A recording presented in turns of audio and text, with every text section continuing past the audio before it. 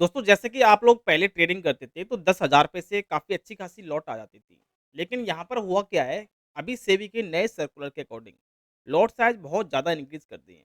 तो मुझे यहाँ पर सबसे बड़ी चिंता ये लग रही है कि जो लोग पहले 10,000 रुपए से ट्रेडिंग कर रहे थे, अब उनको 3 गुना कैपिटल यूज़ करना पड़ेगा। मतलब हम कह सकते हैं कि 10,000 की जगह अब उस बंदे को 30-40 हज़ार रुपए कैपिटल होना चाहिए, तब वो जो पहले ट्रेड कर पाता था, पहले जितनी लॉट ले पाता था, अब वो उतनी लॉट ले पाएगा। क्योंकि अभी सेबी ने क्या किया है, अभी निफ्टी की जो लॉट है, कितनी है? 25 है। 20 नवंबर के बाद वो हो जाएगी डायरेक्ट 75 की।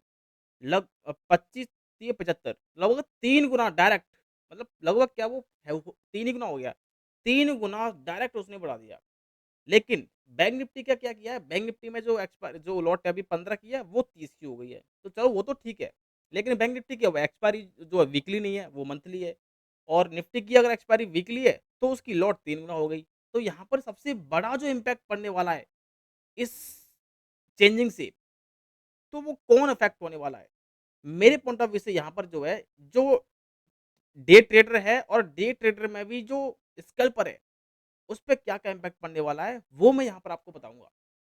सबसे पहले हुआ क्या है, सबसे पहले तो देखो सेबी ने एसटीटी चार्ज बढ़ाया, ठीक है? एसटीटी चार्ज बढ़ाया, तो जो बंदे ट्रेडिंग कर रहे हैं, आपको पता है ज़ाहिर-सी बात है कि जो स्कैल्पर होता है वो ट्रेडिंग ज़्यादा करता है, तो उसको चार्ज बहुत ज़्यादा देना पड़ेगा। ये जो रूल हुए हैं उसकी वजह से क्या इम्पैक्ट पड़ रहा है, क्या नेगेटिव इम्पैक्ट पड़ेगा ट्रेडर पे, स्कैल्पर पे, उसकी बात कर रहा हूँ मैं। एक्सपायरी मार्जिन बढ़ा दिया। एक्सपायरी पे अगर आप ट्रेड करोगे तो उसपे मार्जिन कुछ हमें सुनने में आ रहा है कि अलग से लगेगा, बढ़ा दिया मार्जिन। तो वो उसका इम्पैक्ट भी जो स्कैल्पर है, स्कैल्पर जो आपको बताया कि जो है एक्सपायरी वाले दिन ज़्यादा उसको प्रॉफ़िट होता है क्योंकि वो बहुत ज़्यादा ट्रेड करता है। और स्कैल्पर ऑल ओवर अगर हम बात करें तो स्कैल्पर के ऊपर ज़्यादा इम्पैक्ट पड़ने वाला है। जो बंदा दिन में करता ही वो 1 ट्रेड है या फिर 2 ट्रेड है, उसपे इतना फ़र्क नहीं पड़ेगा। दूसरा क्या है, नो ज़ीरो ब्रोकरेज। अभी हाल ही में कोटक जैसे जैसे कोटक न्यू था तो वो ज़ीरो ब्रोकरेज पे काम करवाता था। उसमें बहुत सारे लोग काम करते थे और वो एक प्लेटफ़ॉर्म ऐसा था, ऐसे और भी प्लेटफ़ॉर्म थे, उसमें ऐसे प्लेटफ़ॉर्म थे जिसमें क्या है कि जो नए लोग हैं या फिर जो ज़्यादा ट्रेडिंग करते हैं, ओवर ट्रेडिंग हो जाती है या फिर वो स्कैल्पिंग करते हैं। स्कैल्पिंग में आपको बताया कि छोटी-छोटी ट्रेड करते हैं तो 4-5 ट्रेड तो हो जाती हैं। तो अब कोटक ने अनाउंसमेंट किया है कि वो ज़ीरो ब्रोकरेज हटा देगा, कुछ चार्ज लेगा ₹10 शायद। तो उसका इम्पैक्ट भी वो स्कैल्पर के ऊपर आने वाला है, ठीक है? और उसके अलावा हाई प्रीमियम, लो लिक्विडिटी। जब आपको पता है कि जब प्रीमियम हाई हो जाएगा, जब क्योंकि यहाँ पर आपको जो है क्या बोलते हैं उसको, लॉट साइज़ बढ़ा दिया और एक्सपायरी मंथली कर दी। तो आपने देखा होगा कि जब दूर की एक्सपायरी होती है तो उसका प्रीमियम हाई मिलता है। तो हाई प्रीमियम हो जाता है तो क्या आप उसको बाय करते हो? ज़्यादातर मोस्ट ऑफ द ट्रेडर जो होते हैं, स्कैल्पर जो होते हैं, वो तो पास के प्रीमियम को बाय करते हैं, ठीक है? सभी करते हैं उसमें एट द मनी पे। ताकि वो थोड़ा-सा कम में मिलता है। लेकिन यहाँ पर हाई प्रीमियम हो जाएगा। प्रीमियम क्या है? वो हाई हो जाएगा। मंथली एक्सपायरी है। जैसे-जैसे मंथ खत्म होने को आएगा तब वो प्रीमियम थोड़ा लो होगा।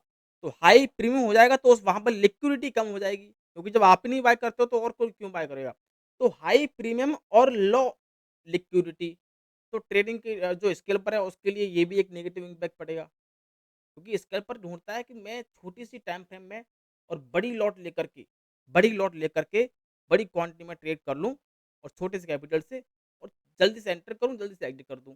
तो ना तो अब छोटा कैपिटल रहा और ना तो अब छोटा कैपिटल रहा और हाई प्रीमियम हो गया।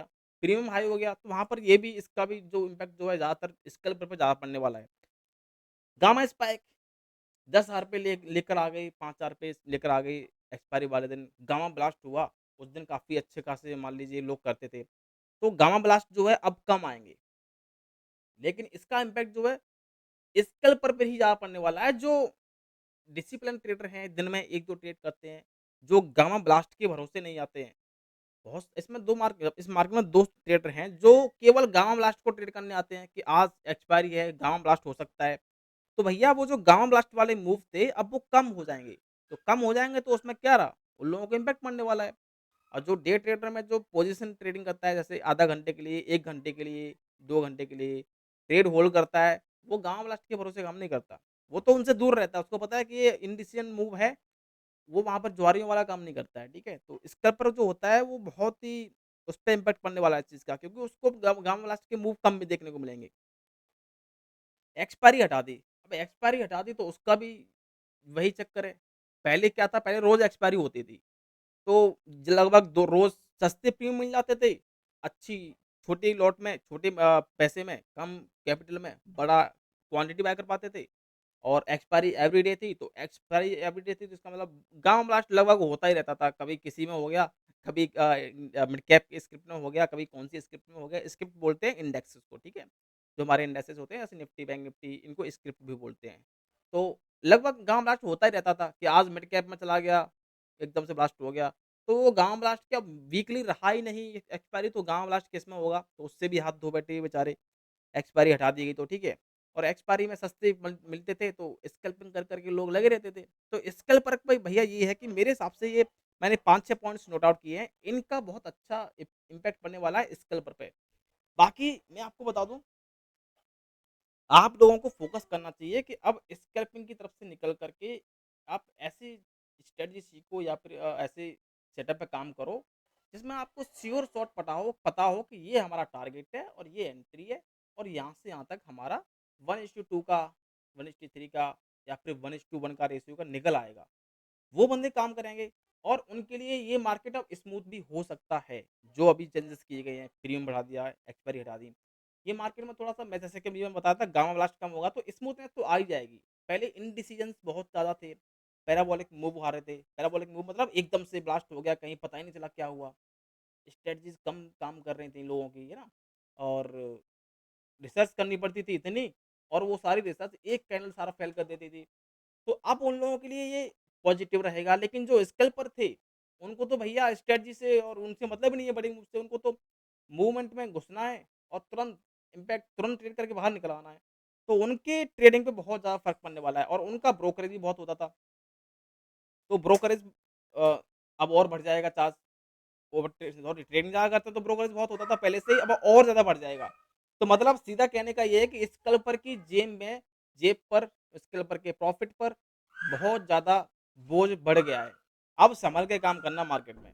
अब कोशिश करो स्कैल्पर जो बंदे हैं वो शिफ्ट हो सकें, अगर उसमें स्कैल्पिंग से डे ट्रेडिंग में जैसे आधा घंटे के लिए या फिर दिन में 1-2 ट्रेड करने की तरफ शिफ्ट हो सकें, तो उस पे कोशिश करो, ठीक है? मेरी तरफ से यही था। बाकी निफ्टी की नोट शायद 3 गुना हो गई है, बैंक निफ्टी की हो गई है आपकी, मैं आपको दिखाई देता हूँ, बता देता हूँ आपको। यहाँ पर हम देखेंगे, तो निफ्टी की लॉट हो गई है 75 की और बैंक निफ्टी की हो गई है आपकी 30 की, वो डबल हो गई है सीधी। फिर निफ्टी की पहले 25 की थी, अब वो 65 की हो गई है, ठीक है? बैंक निफ्टी की 15 से 30 हो गई है, निफ्टी की 25 से 75 और मिड कैप की हो गई है 50 से 120। वाह! ठीक है? और निफ्टी नेक्स्ट 50 की हो गया है 10 से 25। तो सबसे ज़्यादा जो बढ़ाया गया है ना, वो बढ़ाया गया है निफ्टी में। तो अब सँभल के काम करो मार्केट में, ठीक है? नहीं तो बर्बादी तय है। और विदाउट लर्निंग के काम करने वाले लोग तो उनका तो कुछ हो ही नहीं सकता।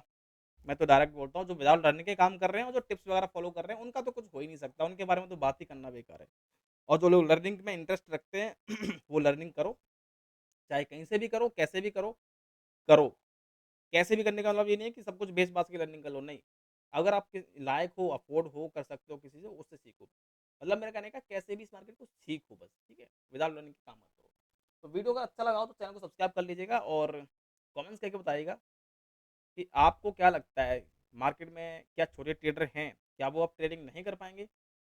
और आपको क्या लगता है कि ये जो रूल्स सेबी लेकर आया, जो चेंजिंग किए हैं, क्या ये सही किया? एक बार आप अपनी राय कमेंट्स करके ज़रूर बताना, ठीक है? और जो लोग लर्निंग करना चाहते हैं, तो वो लर्निंग स्टार्ट कर दें और लिंक यहाँ पर आपको मिल जाएगा, टेलीग्राम का भी मिल जाएगा, टेलीग्राम चैनल जॉइन कर लीजिएगा और वीडियो के नीचे डिस्क्रिप्शन में हमारा क्लासेस का भी लिंक मिल जाएगा, क्लासेस भी आप हमारी जॉइन कर सकते हो, ठीक है?